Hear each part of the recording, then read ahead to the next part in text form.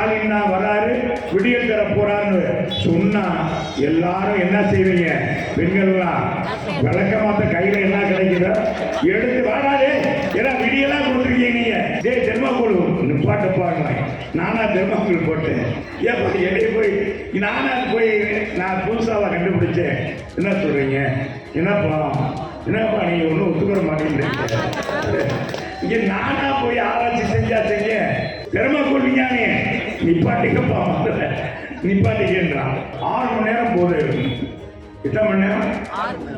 என்னப்பா 6 மணி நேரம் இருக்குமா? இப்ப என்னடா ராஜன் சொல்ற புது கான்செப்டா இருக்கு, நம்ம முயற்சி பண்ணி பார்ப்போம். யாரும் நினைச்சாங்க அதுவே பயமா. நீ பேசிக்கிட்டே இருப்பா ராஜு, செல்லூர் ராஜு, நீ பேசிக்கிட்டு இருக்க, உங்க கட்சிக்காரன் கேட்டுருக்க, நாங்க வீட்டுக்கு போய்கிட்டே இருக்கோம் அப்படின்னு நீங்க போயிருக்கீங்க. உதயநிதிய துணை முதலமைச்சர்ன்றீங்க. நாங்க உதயநிதி இல்லை, இன்ப நிதியும் தூக்கிக்கிட்டு ஆடுவோம். நீ பேசிக்கிட்டே இருப்பா ராஜு, செல்லூர் ராஜு, நீ பேசிக்கிட்டு இருக்க, உங்க கட்சிக்காரன் கேட்டுருக்க, நாங்க வீட்டுக்கு போய்கிட்டே இருக்கோம் அப்படின்னு நீங்க போயிருக்கீங்க. அதனால அதெல்லாம் போகக்கூடாதுன்றதுக்காக நான் சொல்றேன், சுருக்கமாக சொல்றேன். அவர் 67 ஆட்சிக்கு வந்த உடனே அவர் தேர்தலில் இவங்க சொன்ன மாதிரி இன்னைக்கு விடிய அரசு என்ன பாட்டு போடுவாங்க? ஸ்டாலின் தான் வராரு, விடியல் தர போறாரு. எங்கேயாச்சும் இந்த பாட்டை இப்ப கேட்டிருக்கீங்களா? திமுக காரன் போடுற நிகழ்ச்சியில கூட ஸ்டாலின் தான் வராரு, விடியல் தர போறான்னு சொன்னா எல்லாரும் என்ன செய்வீங்க? பெண்கள்லாம் விளக்கமாத்த கையில என்ன கிடைக்குதோ எடுத்து வாடாதே, ஏன்னா விடியெல்லாம் கொடுத்துருக்கீங்க நீங்க. வந்திருந்து சண்டாள பயிர்களே, எங்களுடைய குடும்பம்லாம் நாசமா போச்சு, எங்க குடும்பத்தையே கெடுத்துட்டீங்க. எங்க வரங்க எங்களுடைய செல்லங்களை, எங்களுடைய செல்வங்களை, எங்களுடைய பிள்ளைகளை உங்க ஆட்சியில கெட்டுப்போ வைத்திருக்கீங்க. இன்னைக்கு இந்த ஆட்சியை நடத்துறீங்க நீங்க. இன்னைக்கு ஒரு கம்பெனி மாதிரி நடத்தி கொண்டிருக்கு நீங்க சொல்லுவீங்கதான். திமுக இந்த பாட்டு அந்த இது இருந்துச்சுன்னா எடுத்துடுறா. ரேடியோ செட்டிக்காரங்கிட்ட சொல்லும் போதே எப்போ அந்த பாட்டு இருந்துச்சுன்னா எடுத்து அதை போட்டுறாத அப்படின்னு சொல்லித்தான் கூப்பிடுறான். எங்கப்பா ஆப்ரேட்டர் அவர் தான் என்ன சொன்னார், என்கிட்ட கூட சொன்னார். ஆனால் இந்த பாட்டே போடக்கூடாதுன்னு சொல்லியிருக்காங்க. உங்களில் எந்த பாட்டு நாங்கள் நிப்பாட்டணுமானே, எங்களை எல்லா பாட்டும் போடுப்பா அப்படின்னு சொன்னார். எந்த பாட்டு வேணாலும் போடுங்க. ஏன்னா தலைவர் படத்தில் சொல்லாத கருத்தா, மாபெரும் சபையில் நீ நடந்தார் உனக்கு மாலையில் விட வேண்டும், மாற்றுக்குறையாக மன்னர்கள் போட்டு. இந்த பாட்டு என்னைக்குமே இந்த காலம் இல்லை, இன்னும் எத்தனை காலங்கள் வந்தாலும் சரி அந்த பாட்டு மக்கள் மனசை அது ஒரு மகிழ்ச்சியை கொடுக்கும். நீ கொடுக்குமா கொடுக்காதா? என்னத்தான் கொடுக்குமா கொடுக்காதா? நல்ல நல்ல பிள்ளைகளை நம்பி இந்த நாடே இருக்குது தம்பி. என்ன சொன்ன? நல்ல நல்ல பிள்ளைகளே. எந்த நடிகர் படத்துலயாச்சும் இந்த மாதிரி பார்த்துருக்கா? அது இப்பெல்லாம் பார்த்தா சொல்றாங்க 50 லட்சம் பேர் 1 கோடி பார்த்தான்னு சொல்றாங்க. அந்த பாட்டவே கேட்க முடியல. நீங்க கேட்குறீங்களா? நீங்க கேட்க முடியுதா? பேச முடியுமா? இன்னும் 10 வருஷம் ஆச்சுன்னா அந்த பாட்டெல்லாம் மறந்து 1 வருஷம் அந்த படம் ஓடி முடியும்னா அந்த பாட்டு அவ்வளவுதான். அப்படி பாட்டெல்லாம் போடுறாங்க. ஆனா நம்முடைய தலைவர் படத்துல தலைவரை பொறுத்தளவுக்கு சாதாரண ஏழை குடும்பத்தில் பிறந்து எப்படி அண்ணாவை போல் வந்தவர் படிப்படியாக உயர்ந்து தன்னுடைய பாடிய வயதிலிருந்து வந்து படிப்படியாக உயர்ந்து நடிகராக கதாநாயகனாக பரிமளித்து மக்களுடைய செல்வாக்கை தான் நடித்த 138 படங்களிலும் நல்ல கருத்துக்களை மக்களுக்கு போதித்தவர் அண்ணாவும் புரட்சி தலைவர். வசவாளர்கள் வைவாங்க. இன்னும் எத்தனை பேர் ஓட்டு வாங்க இன்னைக்கு யூடியூப் இதெல்லாம் பார்த்தீங்கன்னா சரி. டே தெர்மாக்கோல் நிப்பாட்ட பாருங்க, நானா தெர்மாக்கோல் போட்டேன். ஏப்பா என்னைய போய் நானா போய் நான் புதுசாவா கண்டுபிடிச்சேன்.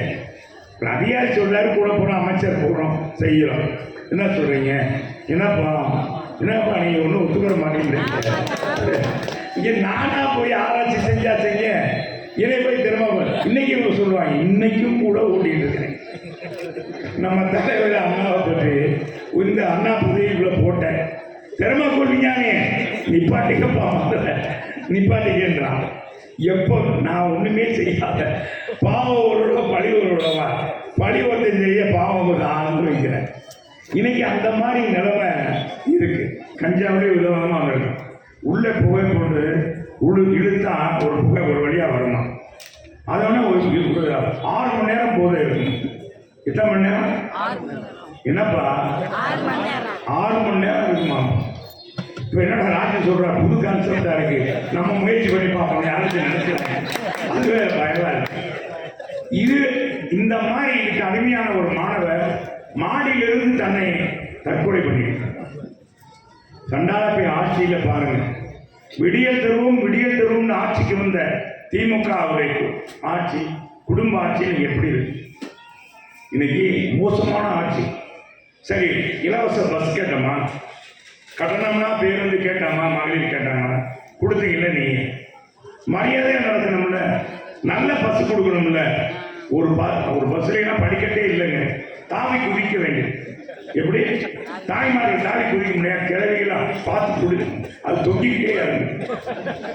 இதுவே இது பண்றேன். இது வண்டியில பாத்தீங்கன்னா ஓட்டையா இருக்கு பஸ், முன்னாலே கண்ணாடி இல்ல. டிரைவர் எப்படி ஓட்டுவாரு? ஏப்பா ராஜாங்க எப்படி ஓட்டுவீங்க? புகை தூசி அடிக்கும். என்ன செய்யறது பாருங்க.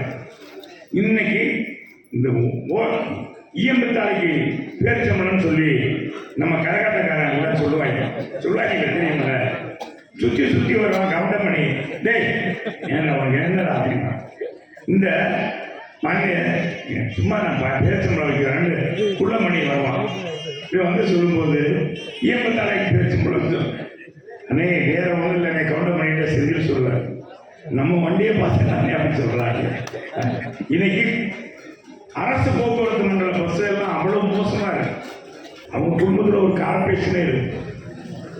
ஓட்டு போட்டா ஒரு கவுன்சிலர் ஜெயிச்சிடலாம், ஜெயமாட்டியா. இந்த மாதிரி ஒரு கவுன்சிலர் அந்த அளவுக்கு இன்னைக்கு விரிந்து பறந்து அந்த கலையை அப்படி உருவாக்கி இருக்கு.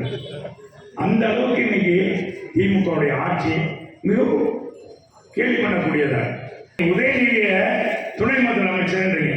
ஆனா இன்னைக்கு என்ன, நான் தான் நேற்று கூட ஒரு காமெடியா சொன்னேன்.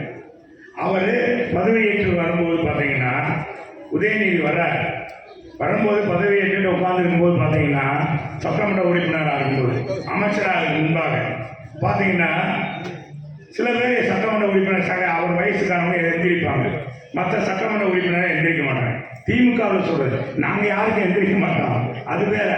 அவங்க இது பாலிசி எந்திரிக்க மாட்டாங்க. அப்புறம் கொஞ்ச நாள் ஆச்சு, அவர் சீட்டு வேற இடத்துல ஒதுக்கி இருந்தாங்க. அப்புறம் முதலமைச்சருக்கு பின்னால் கொண்டு வந்துட்டாங்க. நேரம் அவர் எப்பவுமே டிவியில் தெரிகிற மாதிரி இப்படி தெரிஞ்சதுனால மற்ற தலைவர் முன்னுரிமை கொடுக்குறாரு மகனுக்கு அப்படின்னு மற்ற தலைவர்கள்லாம் மாவட்டத்தில் எந்திரிக்க ஆரம்பிச்சாங்க. நம்ம தம்பி உதயநிதி என்ன செய்வார்? வேண்டிட்டே படைப்பட்டாளத்தோடு வருவார். படைப்பட்டாளத்தோடு காலமாக வருவார். எல்லாம் சட்டமன்ற உறுப்பினர்கள்லாம் உட்கார்ந்துருக்கும் போது இவர் வருவார்ல, எல்லா பேரும் எழுந்திரிச்சுவாங்க. அப்ப அமைச்சர்கள் எந்திரிக்க மாட்டாங்க. இப்ப சமீப காலத்துல பார்த்தீங்கன்னா உதயநிதி வராங்கன்னா துறைமுருகனிலிருந்து எந்திரிக்கிறாரப்பா. 90 வயசு 85 வயசு துறைமுருகனிலிருந்து அத்தனை பேரும் எந்திரிச்சுறாங்க. ஒரு முதலமைச்சருக்கு எவ்வளவு மரியாதை கொடுக்கணுமோ அந்த அளவுக்கு கொடுக்கணும். நம்முடைய சகோதரர் நேரு கூட சொன்னார், நீங்க என்னையா எங்களை சொல்றீங்க, நாங்க உதயநிதி இல்ல இன்ப நிதியும் தூக்கிட்டு ஆடுவோம். அப்ப அவர் ஒரு துண்டை போடுறாரு பாருங்க. எப்படி துண்டை போடுறாரு? என்னைய தொடர்ந்து வச்சுக்கோங்க, அவர் இன்ப நிதி வந்தாலும் அவர் தான் அமைச்சர் அப்படின்றத அவர் சொல்லாம சொல்றாரு, சூசகமா சொல்றாரு. இந்த மாதிரி இன்னைக்கு வந்து திமுக வேடிக்கை வினோதங்களாக இருக்கு. இன்னைக்கு துணை முதலமைச்சர் என்னைக்கு ஆவார்? அவர் ஒவ்வொருத்தர் தலைவரும் பேச ஆரம்பிச்சார். எங்கிட்ட நம்ம சொல்லாம இருந்தா நம்மள இது பண்ணிடலாம். இப்ப ஆமனாண்டாங்க நம்ம தலைவர் இவன் எதை கோச்சிக்கிறாரு மாவட்டத்தில் சொல்லி. இந்த மாதிரி என்னாச்சுன்னா அவங்க எல்லாருமே அப்படி ஆயிடுச்சு. உண்மை இல்லைங்க, அவங்களுடைய நிலைமை. நாளைக்கு இவங்கெல்லாம் நம்மளை சொல்லலையே, இவங்கெல்லாம் நம்ம ரொம்ப எதிர்க்கலையே, அந்த உதயநிதி கோபத்துக்கு ஆளாயிரம் நினைக்கிறாங்க. ஆக இந்த மாதிரி ஒரு கேலிக்கூத்தான அரசாங்கமாக இந்த அரசாங்கம் கொரோனா காலத்தில் நன்மக்கான உதவியை செஞ்சவர், ரேஷன் கடையில் தங்குதடையில் பொருள் கிடைக்க உதவி பண்ணியவர் நம் எடப்பாடியார். மாணவ செல்வங்கள் படித்து பெரியார் 7.5% மருத்துவ கனவை நிறைவேற்றிய அரசு பள்ளிகளை படித்த மாணவர்களை மாணவிகளை ஏழை பிள்ளைகளை அரசு பள்ளியில் படித்தவங்க இன்னைக்கு டாக்டராக்கி அழகு பார்த்த ஒரு வள்ளல் பெருமான் தான் நம்ம எடப்பாடி. நீட்டு தேர்வு ஏமாற்றல. நீட்டு தேர்வு வேலை வரைக்கும் 7.5%. இன்னைக்கு பார்த்தீங்கன்னா 2020 இது வரைக்கும் 2024 வரைக்கும் 3466 மாணவ மாணவிகள் டாக்டர் குடும்பமாகி போச்சு. சாதாரண குடும்பங்க, சாதாரண குடும்பத்தில் இன்னைக்கு டாக்டர் குடும்பம்னு சொல்றாங்க. அந்த அளவுக்கு இன்னைக்கு முன்னேற வைத்தவர் புரட்சி தலைவர் எடப்பாடி. நமக்கு 2000 ரூபாய் கொரோனா காலத்தில் இருக்கு. அது மட்டுமல்ல, நம்முடைய பணிக்காலத்தில் அவங்க விடுமுறை இருந்தாலும் போக்குவரத்து பணியாளர் முழு சம்பளத்தையும் கொடுத்தவர் புரட்சி தலைவர். ஆனால் மற்ற மாநிலங்களும் கிடையாது. எத்தனை நாள் வேலை வந்தாலும் அத்தனை நாளைக்கு மட்டும்தான். ஆனால் முழு கூட முழு கூடையும் தீபாவளி போனஸும் கொடுத்தார். இதே நேரத்தில் திமுக இருந்தால் அவங்க செஞ்சிருப்பாங்களா? செஞ்சிருப்பாங்க. ஆக நல்ல உள்ளம், நல்ல மனம் வேண்டும். அந்த நல்ல படைத்தவர், நல்ல உள்ளம் படைத்தவர் நம் எடப்பாடியார் என்பதை புரிந்து கொள்ள வேண்டும். நல்ல செயற்திறமிக்கவர், தன்னுடைய அறிவாற்றலால் சிறந்த சுறுசுறுப்பான பணியின் மூலமாக